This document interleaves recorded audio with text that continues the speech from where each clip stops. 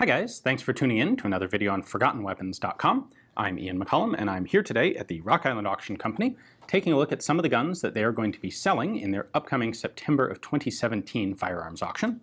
And the one we're looking at today is another survivor of the dreaded assault weapons ban here in the US. So from 1994 until 2004, the assault weapons ban was on the books, and it prohibited the manufacture of semi-automatic rifles and pistols and shotguns, although we're not going to get into shotguns today, that had a specific combination of features. So in a nutshell, these were guns that were semi-automatic and had detachable magazines. In the case of pistols, it had to be a detachable magazine outside of the pistol grip of the gun. And then if the gun had a certain combination of characteristics, it would be prohibited. And when it came to pistols, one of those characteristics was a weight over 50 ounces. Also, a barrel shroud that would protect your hand was one of the characteristics, and a threaded muzzle was one of the characteristics. So, a couple of different companies came up with designs for AR-15 based handguns that would skirt that definition. We looked at one a little while ago, the Olympic Arms OA-98, and one of the others that showed up on the market was the Professional Ordnance Carbon-15. Now, I don't have one of the pistol versions, but I do have one of the rifle versions. The pistol version, the AR-15 pistols of all types are basically pointless guns. They're nothing but range toys and kind of impractical even as range toys, in my opinion. But what Professional Ordnance did was they took their pistol design, which came in at something like 46 or 48 ounces. It was a very light pistol. And they actually marketed a rifle version of it as well. And this thing, as a rifle, weighs like literally 4 pounds. This is a 1.8 kilo rifle in 5.56. And that is really interesting. This is a very early example of a super lightweight AR-15. I mean, we're talking 2/3 the weight of a Colt SP1, which was specifically designed to be a lightweight gun in the first place. So I find, while the pistol is dumb, I find the rifle version of this to be really kind of an intriguing gun. Now, the Professional Ordnance existed from, I believe, 1996 until 2003, when they were failing and were bought out by Bushmaster. Bushmaster maintained the brand, the Carbon-15 trademark and brand name. However, they made a bunch of modifications that would make these guns compatible with standard AR-15 parts, which this one is not. This is a Professional Ordnance Type 97 rifle. And what Bushmaster did really eliminated the interesting aspect of this gun, in my opinion, because it's no longer, in Bushmaster's hands, it's no longer quite so ludicrously lightweight of a gun, and that's what I think is interesting about these. What allowed Professional Ordnance to make such an incredibly lightweight gun, I mean, this thing is just ludicrously light when you pick it up. It feels like a toy. Rather, it feels too light to be a toy. What allowed them to do that was extensive, almost complete use of polymers. Now, from the name Carbon-15, you might think that this is made of carbon fiber and get this image of, you know, that like woven pattern material that they use in really fancy high-end sports cars and such, and spaceships. That's not actually what they're using. This was really a polymer-filled, or a carbon fiber-filled polymer. And these parts are not particularly robust. We'll get to some of those problems in a few minutes. But it is a polymer lower, it's a polymer upper, a polymer buttstock, a polymer handguard, virtually everything. The optics rail up here is actually aluminum, but screwed into the polymer upper. So potential issues for there. I don't know how durable of an optics mounting platform that can really be. It is super appropriate for this to have a polymer thermal magazine, by the way. In order to meet their weight goal, Professional Ordnance had to redesign a bunch of the internal parts of the rifle. Everything had to be pared down, where Olympic Arms redesigned the recoil system to go above the action and thus eliminate the need for a buffer tube in the back. Professional Ordnance stuck with the standard basic AR-15 style of action, but made some of the parts non-standard in order to make them lighter. So let's pull this apart and I'll show you those. It does come apart with the traditional 2 pins, although because of the recoil buffer, you have to take the lower completely off. You can't just pivot it open around the front. go.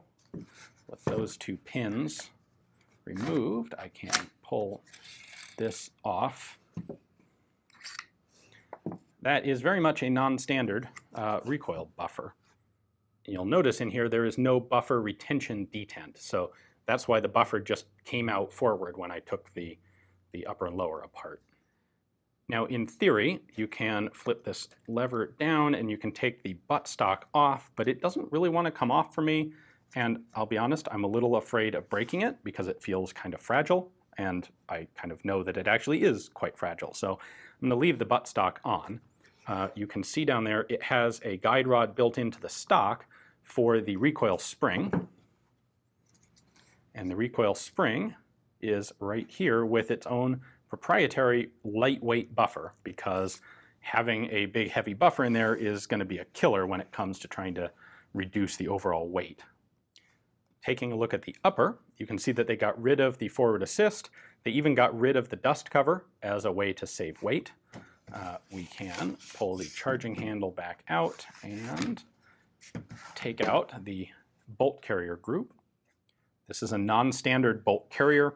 You'll notice there are no serrations for the forward assist, although ironically cutting those serrations, those ratchet teeth, would have actually reduced the weight. And perhaps most interestingly, it actually has rounded locking lugs. So a normal AR-15, these lugs are square, and it's actually kind of an interesting improvement that you see, for example, on some of the modern Knights armament guns to round the corners of these locking lugs. It's really interesting that Professional Ordnance did that. I don't know exactly what their motivation was for it. It's not going to be a weight reduction measure. I don't know if they realized that it really was an improvement or if they did it for some other reason. However, it does mean that because the locking recesses in the barrel are cut to match, you can't put a standard AR-15 bolt into one of these Professional Ordnance guns. Under this somewhat futuristic, swoopy-looking handguard is a standard gas system. They used a fluted stainless barrel on this, and the barrel is, I think the barrel weight probably weighs more than the entire rest of the gun put together. And then Professional Ordnance has this kind of distinctive-looking muzzle brake that they mounted on the rifles. Now these early versions, unfortunately, just don't inspire a lot of confidence when you handle them. They feel very light, which isn't necessarily a problem as long as they're built with materials that are actually more durable than they would appear, which, you know, in this case, they really aren't, unfortunately. But then operating the gun, so running the charging handle, feels stiff and kind of gritty. Really doesn't inspire a lot of confidence. As is typical for AR-15s, all of our markings are here on the magazine well. Professional Ordnance, obviously the more recent versions after being taken over by Bushmaster would say Bushmaster. And this one was made in Lake Havasu, Arizona. Before they moved there, they were being made in Ontario, California.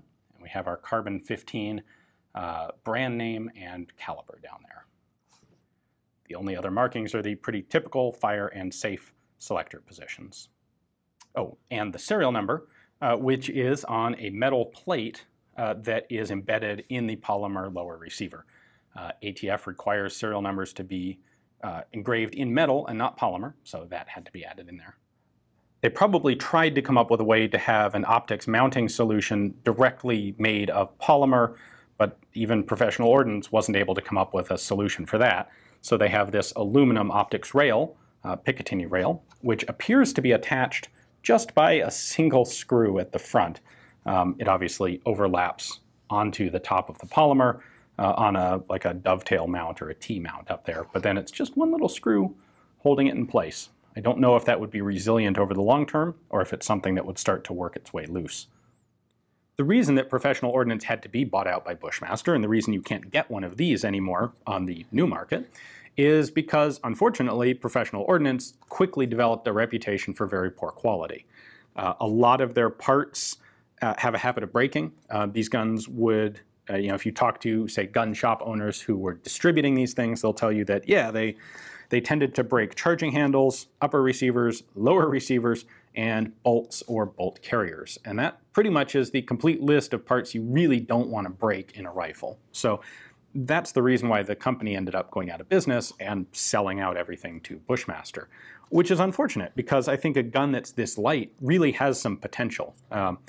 Professional Ordnance was one of the very first companies doing something like this on a mass market scale. Now, they may have been inspired to do it based on this kind of, I think, stupid goal of an assault weapons ban viable pistol version of the AR. But we can leave that aside because what they came up with as a companion rifle was a really interesting gun. Not interesting enough to survive in the marketplace, but I think it makes for an interesting artifact of that assault weapons ban period and some of the experiments that people were undertaking to get around the arbitrary legislative rules that were put in place. So, if you agree, if you think this would be a cool piece to add to your own collection, well, it is of course coming up for sale here. Take a look at the description text below, and you'll find a link to Rock Island's catalog page on it. That'll have their pictures, their description, their price estimates, and everything else that you'll want to know about the gun. And if you decide that you want it, you can place a bid on their website or over the phone, or you can show up live at the auction here in Rock Island and participate. Thanks for watching.